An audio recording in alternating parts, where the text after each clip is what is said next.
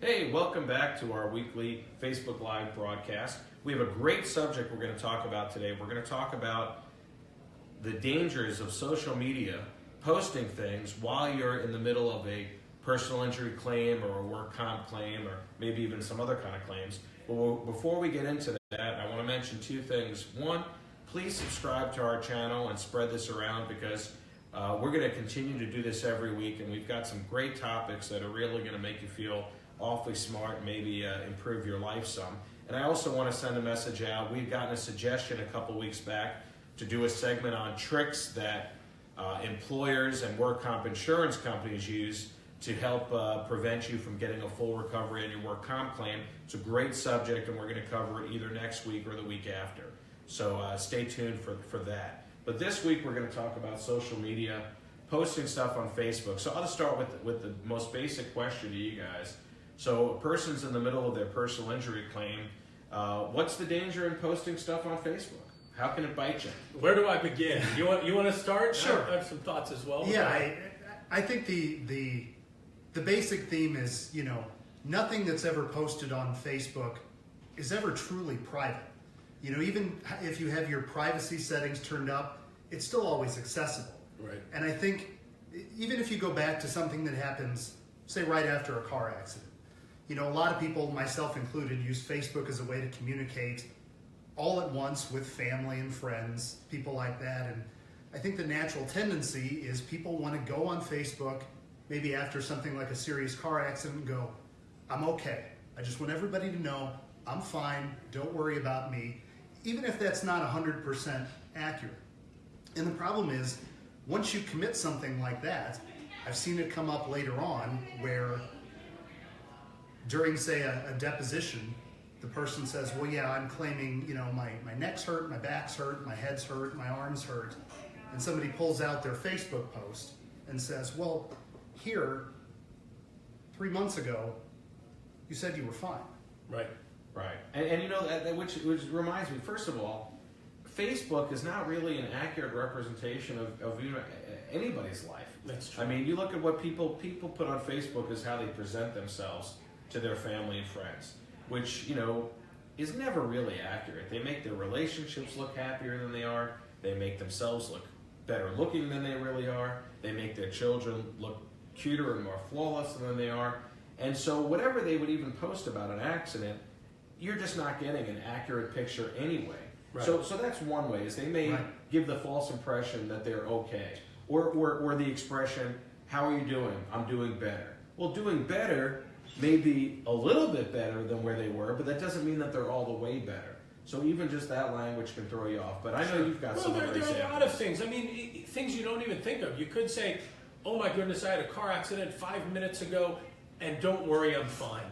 The reality is what happens if that post is delayed, or maybe it was 15 minutes ago, and let's say now somehow during the course of it, the precise time of the accident comes into play.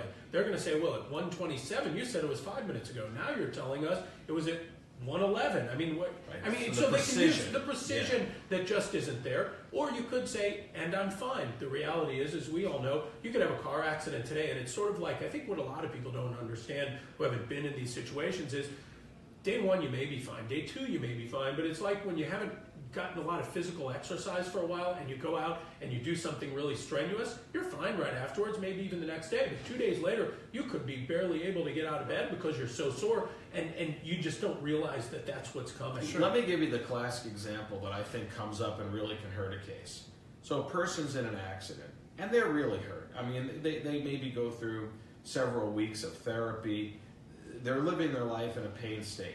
But let's say they already had a trip planned with their spouse, and this is a big deal. It's their anniversary.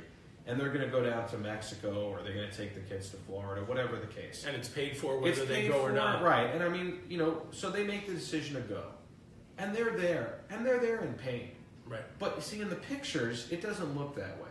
In the pictures, they're just sitting out in the sun, posing for a picture with their family.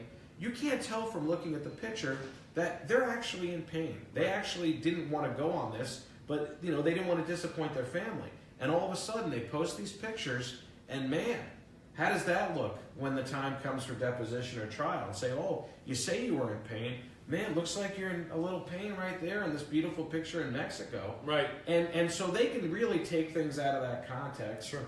And use those things against you. The second you look like you're not in pain and you post a picture with even just a smile on your face, you didn't look like you were in pain there. You look pretty happy and smiling. Right. So, I'm not saying that you have to constantly go around like you're in terrible pain, but the reality of it is they will use a smiling picture against you if they think it helps their case. Well, it's easy to take things out of context.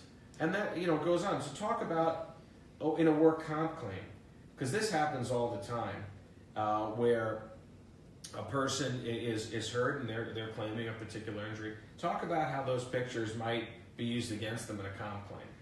Well, it kind of goes back to a lot of what you just said. It's a lot of, in a comp claim, you've got people saying, well, I'm unable to do, I'm unable to lift, I'm unable to perform certain kinds of activities that affects your ability to perform whatever job you happen to have. But again, taking those photos out of context and you see somebody, maybe in reality there's a picture of a person that's just reaching up to put something away in a cabinet, but just the angle and the way the photo is taken, it looks like they're lifting some sort of a heavy weight. Or they cuts are against that. You're right. Well, think about the lifting example. Sure. When a worker is put on restrictions and they say you can't lift more than 20 pounds, the idea behind that restriction isn't that you're unable to lift 20 pounds one time.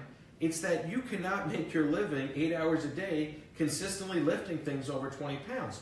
So if there's a picture of somebody holding their child and all of a sudden says, well, it says here you can't lift over 20 pounds, but here's a picture of you holding your daughter. How heavy is your daughter? Oh, she's 45 pounds.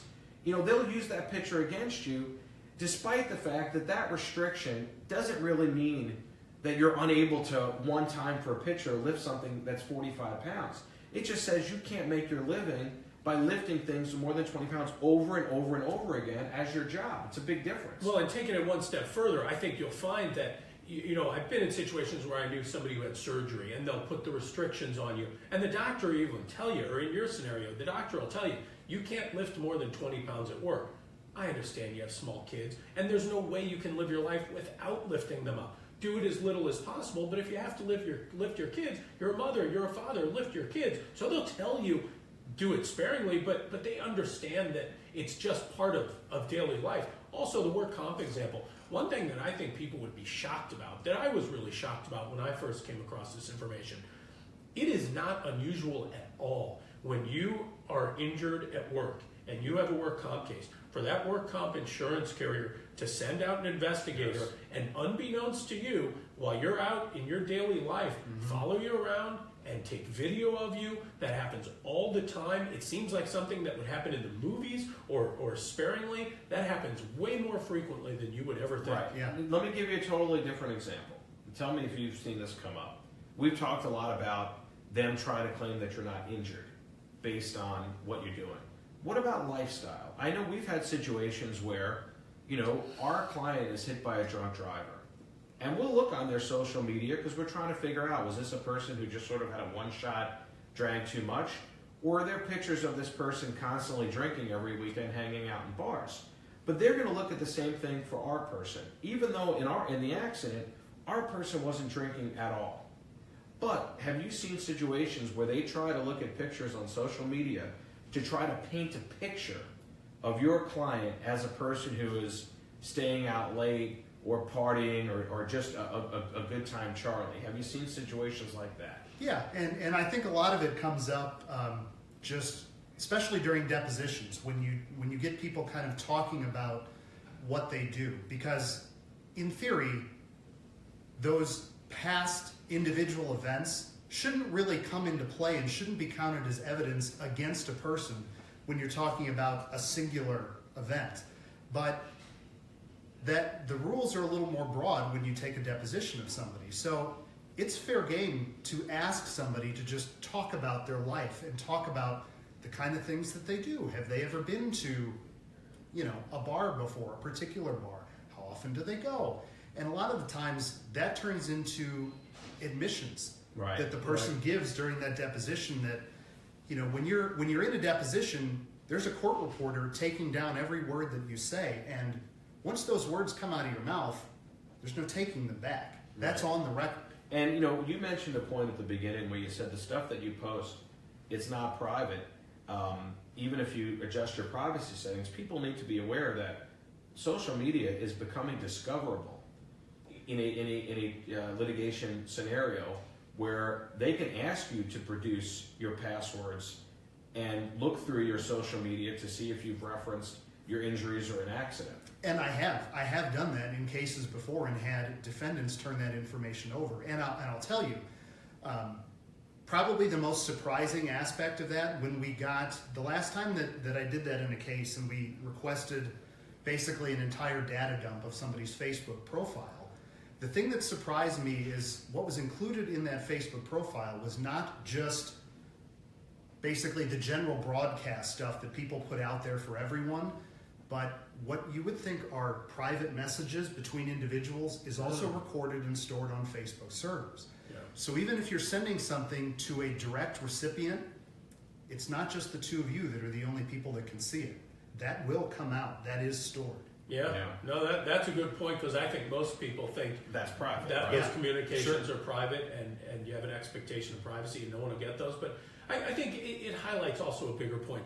People, I think, are way too quick to put things out there on social media and think that somehow they can control it or it's not that big of a deal. People really need to think, especially young people who haven't had some of these life experiences or seen the product of sometimes social media posts gone bad, or even when you think it's not Facebook, that it's public, where, Snapchat, you think it goes away. That doesn't go away. Your private messages on Facebook, those may come back to haunt you. And once you put them out there, people can screenshot them, people can save them, people can post them elsewhere. I'm always surprised, actually, when we post some of our commercials. We've posted them online, just on YouTube, right? And then sometimes when you do a search for us on YouTube, it is shocking the number of sites, many of them not even in this country. Some of them are in foreign languages. For some reason, picking up our videos, honestly, it's the strangest thing, picking up our videos, embedding them on their site for, I couldn't even tell you what reason. But the point is they're out of our control. Right. There's nothing we can do about it. And people, it's like the reason why you're not supposed to set up a campfire in the dry woods. That's how forest fires get started. Right. You think you know what you're doing. You think you're starting something that can be easily controlled, even if you do everything right. The reality of it is, once it's started, you don't know what direction it's going to blow in and how far it's going to go and how much damage it's going to cause. And that's not to say you should never do anything on social media. Live your life, but live your life with a greater awareness as to what you're putting on there, because people are going to look at that, and it could cause you problems in your claims. It could cause you problems in any other area of your life. You just don't know. Yeah, the truth is, it's permanent. Anything that you put out on any social media platform, regardless of whether you go in and you delete a photo, you delete a post, it's never really gone. There's always on somebody's servers somewhere, that information is always backed up, and to the right interested party with a subpoena, anybody can get access to that. Well, it's such an odd thing, because if you're emailing, the classic example is, it's much easier to email someone a tough conversation than to sit face to face and have it. And social media, I think, is somewhat the same thing. If you think about it, basically what you're doing is you're standing in an auditorium of hundreds, if not thousands of people, and you're posting a picture of you doing something that you would not put up in front of a stadium full of 1,000 people. Or you're saying words that you would not stand up in front of 1,000 people and say, these are my beliefs. The reality is it's no different in terms of how that information is being disseminated, and you really got to think of it in those terms. If you wouldn't stand up and show it or say it live to 1,000 people, maybe think twice about posting it to social media. And maybe that's the advice, because that's how I was going to end the segment, just by saying, is there just any piece of advice that you would give people, maybe whether they've been in an accident or had a work comp injury or not, about how to conduct themselves? And maybe that's it. Do you want to add anything to that? No, I would say, just kind of as a general way to sum it up, just assume nothing's private, and assume that, before you hit the post button, just think about, am I okay with literally anyone reading what I'm about to post. And taking it out of context. Right. Yeah. Right. Even if it Yeah. seems on its face okay, think of in your wildest dreams, how could they take this out of context and make me look bad? And odds are there's a way they can do it. Yeah. Maybe taking a social media hiatus really during those times really. It wouldn't be a bad idea if you've been injured or had an injury at work. I do think a social media hiatus makes sense. Focus on getting yourself better and getting your life back together, and not so much how you broadcast it. And I think just in regular life, I think your rule of assume everybody can see it and assume everybody could twist it, would you still be okay with it? No. I think what it mostly leaves out there are posts of cute dogs. Yeah. Yeah. And quite Babies, frankly, that's the yeah. best thing to look at anyway. So maybe that's the lesson. Yeah. Okay, well, anyway, thanks for watching. Subscribe to the channel and have a good week.